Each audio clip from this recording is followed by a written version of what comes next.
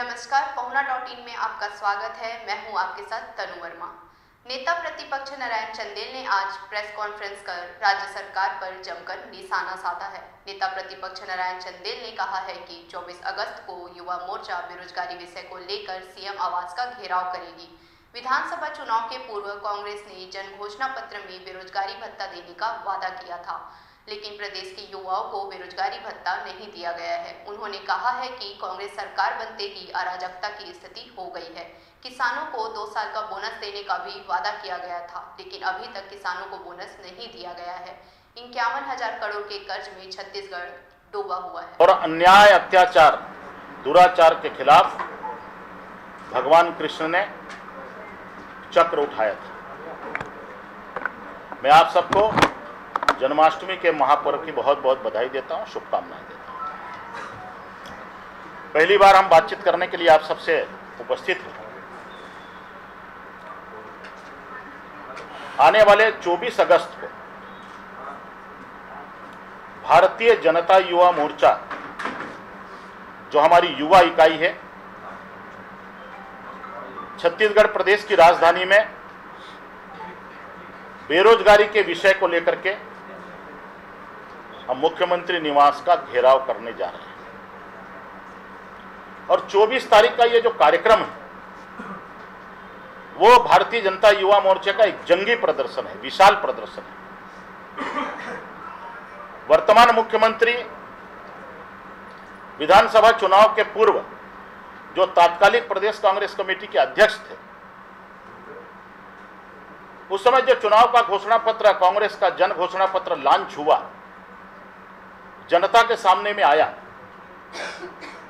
Congress party ने कहा था कि हम इस प्रदेश के बेरोजगार नौजवानों को रोजगार देंगे या 2500 रुपया बेरोजगारी भत्ता देंगे।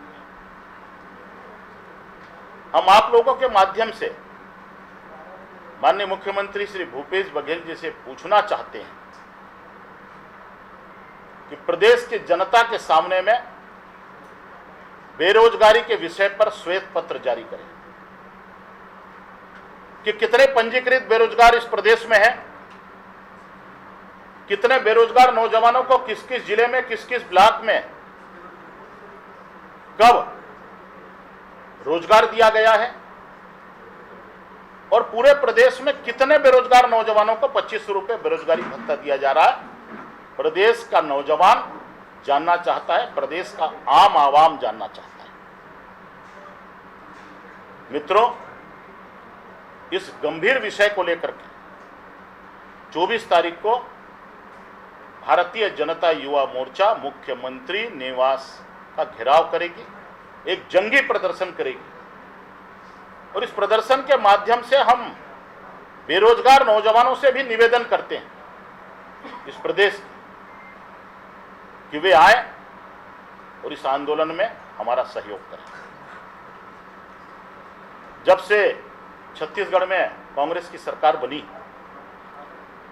भूपेश जी के नेतृत्व में, छत्तीसगढ़ की जो स्थिति है वो बद से बदतर होते जा रही है। सारे विकास के काम ठप हैं, कहीं कोई डेवलपमेंट का काम नहीं चल रहा है। प्रदेश धीरे धीरे अराजकता की ओर बढ़ रहा है। लगातार कानून और व्यवस्था की स्थिति बद से बदतर हो जा रही है। और सबसे ज्यादा अगर कोई पीड़ित है तो छत्तीसगढ़ का भूमि पुत्र और अन्नदाता किसान पीड़ित है। जितना किसान का अपमान इस सरकार ने किया है, छत्तीसगढ़ राज्य बनने के बाद कभी नहीं हुआ है। भूपेश जी ने कहा था कि हम 2 साल का बोनस किसानों को देंगे। कब बोनस की राशि किसानों के खाते में भेजी गई है, भूपेश जी इसका जवाब देंगे। कितनी राशि भेजी गई है? पिछले बार बोरे का पैसा किसानों को नहीं दिया। खाद की कमी से इस बार किसान जूझा है। नकली बीज की समस्या से किसान त्रस्त हुआ है। और किसान जब पिछले बार सोसाइटियों में धान बेचने गया पहली बार किसान का अपमान सोसाइटी में हुआ है। छत्तीसगढ़ का भूमिपुत्र और अन्नदाता किसान लाचार हो गया था। इस सरकार के धान खरीदी की व्यवस्था से वो बेबस होकर के, अपमानित होकर के अपने धान को बेचा। राष्ट्रीयकृत बैंकों का किसानों का कर्जा आज तक माफ नहीं हुआ है। पिछले बार जो किसानों की तीसरी किस्त की राशि मिली, उसमें करीब 400 करोड़ रुपए की कटौती इस छत्तीसगढ़ की कांग्रेस की सरकार ने किया है। किसानों का पैसा ये खा रही है और किसानों के हित में ये ढिंढोरा पीट रही है। 51,000 करोड़ के कर्ज में छत्तीसगढ़ डूबा हुआ है। पूरा छत्तीसगढ़ कर्ज के बोझ तले कराह रहा है। हिंदुस्तान की पहली राज्य सरकार है छत्तीसगढ़ की कांग्रेस की सरकार, भूपेश की सरकार, जो कर्जे के ब्याज पटाने के लिए इसको कर्जा लेना पड़ता है। यह स्थिति दुर्भाग्यपूर्ण है। हम छत्तीसगढ़ की भूपेश सरकार से निवेदन करते हैं, 4.25 साल बीत गए। छत्तीसगढ़ की बदहाल आर्थिक स्थिति पर छत्तीसगढ़ की इस राज्य सरकार को श्वेत पत्र जारी करना चाहिए। आम जनता को यह मालूम चले कि छत्तीसगढ़ की आर्थिक स्थिति क्या है। छत्तीसगढ़ विकास से कोसों दूर चला गया। भारतीय जनता पार्टी की 15 साल की सरकार में हम लोगों ने तीर्थ यात्रा योजना शुरू की, वो बंद हो गया। आदर्श ग्राम योजना शुरू की, वो बंद हो गया। गौरव ग्राम योजना शुरू किया, वो बंद हो गया।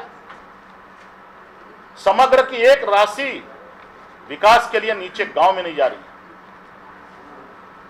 हम जब दौरे में जाते हैं, हम जनप्रतिनिधि भी हैं, तो गांव के जो सरपंच हैं एक दिन मुझे बोलने लगे कि भैया हम सरपंच तो बन गए लेकिन पड़ता नहीं पड़ता। यह इस भूपेश सरकार की स्थिति। तो आज छत्तीसगढ़ की जितनी दुर्दशा उस कांग्रेस की सरकार ने किया है, ऐसा उदाहरण पूरे देश में कहीं नहीं मिलेगा। लोकतंत्र की हत्या, प्रजातंत्र का सरेआम गला घोटना। इस विधानसभा के अविश्वास प्रस्ताव में आप सब लोगों ने सुना होगा, पिछले 22 मार्च को बजट सत्र के दौरान तात्कालिक पंचायत मंत्री श्री टीएस सिंहदेव ने 14 अधिकारियों को सदन के अंदर निलंबित किया था। आज भी वो निलंबित अधिकारी उसी सीट पर कायम। विधायिका का ऐसा अपमान पूरे देश के किसी विधानसभा में नहीं हुआ है। उनका बल्कि प्रमोशन हो गया। विधायिका जब विधानसभा के अंदर कोई घोषणा होती है, राजेश जी 15 साल रहे मंत्री, अगर किसी अधिकारी को निलंबित करने की घोषणा होती है 24 घंटे के अंदर उसका इंप्लीमेंट होता है। विधानसभा की खुली अवमानना, विधायिका का गला घोटना इस भूपेश सरकार की तासीर बन गई है। अभी पंचायत मंत्री जी ने सरकार के खिलाफ में खुलेआम पत्र लिखा, ऐसा कभी नहीं होता। और उसने प्रधानमंत्री आवास को लेकर उस पर अटैक किया। पत्र में बहुत सी बातें, 17 से 18 लाख गरीब परिवारों के मकान इस सरकार ने अपना मैचिंग ग्रांट नहीं दिया, अपना अंशदान नहीं दिया। एक घटना भी बस्तर में हुई जिसमें 5 लोग खत्म हो गए। अगर पक्का मकान बन जाता तो ऐसी दुर्भाग्यपूर्ण घटनाएं सिर्फ बस्तर नहीं, इस प्रदेश में कहीं भी नहीं होती। कोरबा में एक कैबिनेट मंत्री इस सरकार की जो दुर्दशा है, पूर्वा में इसी सरकार के कैबिनेट मंत्री वहां के कलेक्टर के ऊपर में आरोप लगाते हैं कि इस कलेक्टर से कोई भ्रष्ट कलेक्टर नहीं है। छत्तीसगढ़ में राज्य सरकार संवैधानिक संकट पर फंसी हुई है, और इसलिए संवैधानिक संकट पर फंसी हुई है कि उस मंत्री ने संविधान की शपथ ली, ओध लिया है संविधान की रक्षा करने की, और अपने ही प्रशासन के एक वरिष्ठ अधिकारी पर उसने आरोप लगाया कि इससे कोई भ्रष्ट अधिकारी नहीं है। इस प्रकार का दृश्य पूरे देश में किसी भी राज्य सरकार में आपको देखने को नहीं मिलेगा। कल मैंने आपके ही बीच के एक चैनल के हमारे संवाददाता आए थे, उनको कहा था कि छत्तीसगढ़ में सियासत और रियासत की लड़ाई चल रही है। इस प्रदेश में सियासत और रियासत की लड़ाई चल रही है। जो रियासतदार हैं वो सियासत को पाना चाहते हैं, और जो सियासत में काबिज है वो रियासतदारों को इस सियासत को सौंपना नहीं चाहते। ये स्थिति इस छत्तीसगढ़ की है। मैं इतनी ही बात कहना चाहूंगा।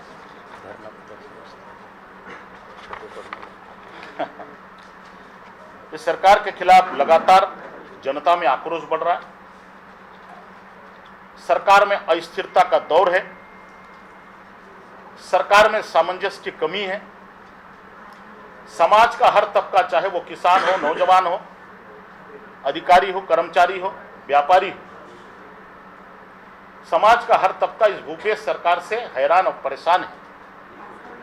और 22 तारीख से जो मुझे सूचना मिली है कि इस प्रदेश के अधिकारी और कर्मचारी भी हड़ताल पर जाने वाले हैं। पूरा प्रशासन ठप होने वाला है। जब मैं आ रहा था तो एक व्यक्ति ने मुझे फोन किया कि राजधानी का धरना स्थल छोटा पड़ते जा रहा है। नए धरना स्थल का अलाउंस इस सरकार को करना चाहिए। धरना स्थल इसलिए छोटा पड़ रहा है कि लोगों में जन आक्रोश व्यापक रूप ले रहा है, और 2023 के आते आते ये जन आक्रोश लावा बनकर इस भूपेश सरकार के ऊपर में फूटेगा। दुर्भाग्यपूर्ण बात यह है कि मुझे एक पुलिसकर्मी ने फोन किया, नाम नहीं बताऊंगा। उन्होंने कहा कि भूपेश सरकार की बदहाली ऐसी है, आर्थिक बदहाली, कि हमको जूता और मोजा भी ये सरकार नहीं दे पा रही है। पिछले 3 साल से नक्सल मोर्चे पर जो हमारे नौजवान हैं, जो नक्सलाइट मूवमेंट में प्रदेश की सीमाओं में लगे हुए, हर परेशानी को झेलते हुए, वह भी फटे हुए जूते में पहन करके मोर्चे पर जा रहे हैं। तो यह स्थिति सरकार की है, और हमारा मिशन है कि आने वाले 2023 में हम इस सरकार के असली चेहरे को बेनकाब करते हुए 2023 के विधानसभा के चुनाव में भारतीय जनता पार्टी की सरकार बनाएंगे और कमल खिलाएंगे।